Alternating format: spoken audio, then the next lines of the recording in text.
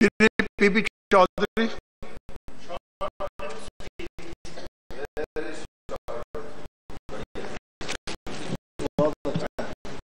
विश्वास है ना हो जाएगा।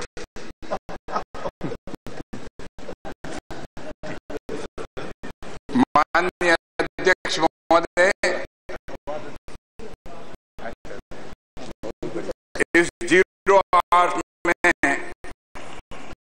मुझे बोलने का मौका देने के लिए आपका बहुत बहुत धन्यवाद। माननीय अध्यक्ष महोदय, मैं सदन का ध्यान संविधान की 8वीं अनुसूची में भाषाओं को जोड़ने के प्रस्तावों की ओर आकर्षित करते हुए बताना चाहूंगा कि संसद के दोनों सदस्यों के सदनों के लगभग सभी सदस्यगण किसी न किसी भाषा को 8वीं अनुसूची में सम्मिलित किए जाने के पक्ष में है। ये पूरे देश के लोगों की मांग है कि उनके द्वारा बोले जाने वाली भाषा को उसी के देश में मान्यता मिले।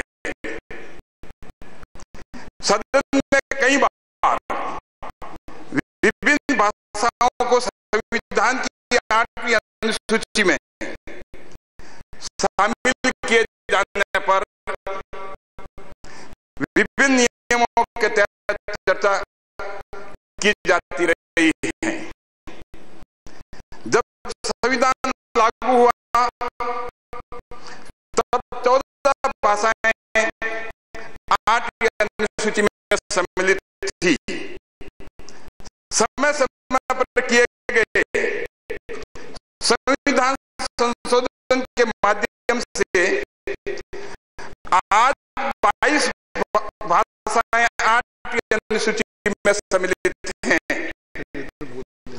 भाषाएं क्षेत्रीय हो सकती हैं, लेकिन आज इस तेज रफ्तार युग में कौन आदमी कहां पहुंच जाता है इसका कोई पता नहीं। सब कुछ वैश्विक हो चुका है।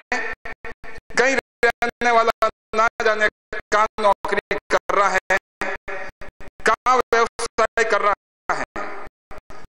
भारत अनेकता में एकता वाला देश है। यहाँ बोले जाने वाली भाषा, संस्कृति पूरे देश की धरोहर रूपी सभ्यता है। भारत में बोले जाने वाली लगभग सभी भाषाओं का अपना इतिहास है।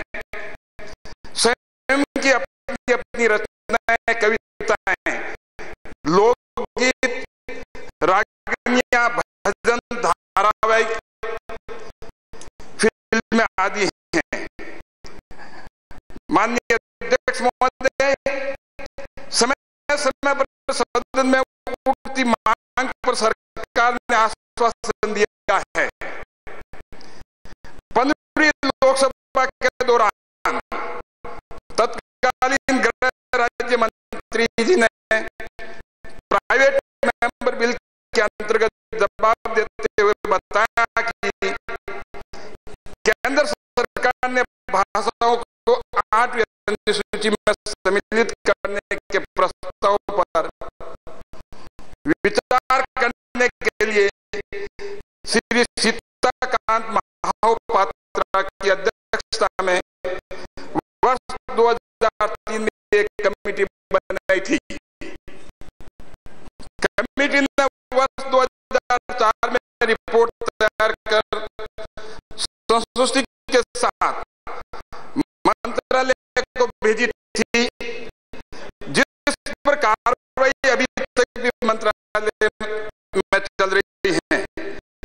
वर्तमान में विभिन्न भाषाओं को 8वीं सूची में शामिल करने के प्रस्ताव पर संघ लोक सेवा आयोग का परामर्श अपेक्षित है।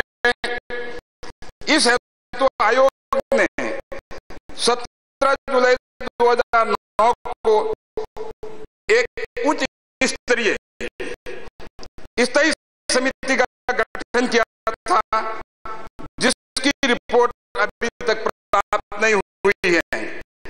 रिपोर्ट न प्राप्त होने के कारण केंद्र सरकार निर्णय लेने में असफल है।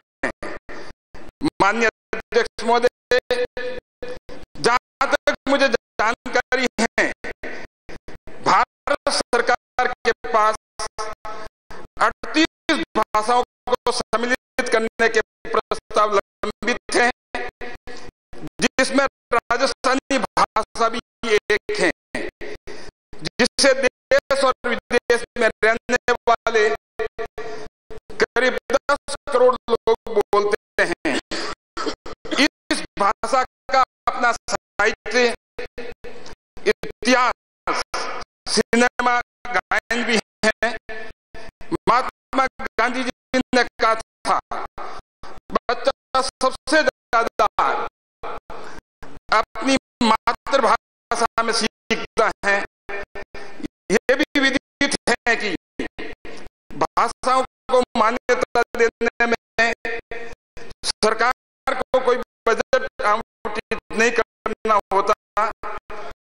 राजस्थानी भाषा का वर्ष, बस 1 मिनट, राजस्थानी भाषा का प्रस्ताव वर्ष 2003 में राजस्थान विधानसभा द्वारा संसद को अपनी सहमति के साथ भेज दिया गया था, जिसके बाद सदन में चर्चा के दौरान तत्कालीन गृह मंत्री जी ने 17 दिसंबर 2006 को भाषा को मान्यता देने के लिए बिल पेश करने का आश्वासन दिया था, लेकिन तब आश्वासनों की सरकार थी जो 2006 से लेकर अप्रैल 2014 तक आश्वासन ही देती रही। परंतु इस बार में राजस्थानी भाषा में कहना चाहूंगा, ये बार राजस्थानी भाषा ने मान्यता मिलनी चाहिए। माननीय अध्यक्ष महोदय, अतः मेरा माननीय गृह मंत्री से अनुरोध है कि देश भर के लोगों की भावना सांसदों व राज्य सरकार के प्रस्तावों सरकार द्वारा दिए जा रहे आश्वासनों पर गंभीरता से जल्द निर्णय लेने की आवश्यकता को ध्यान में रखते हुए प्रस्तावित राजस्थानी भाषा सहित सभी प्रस्तावित भाषाओं को संविधान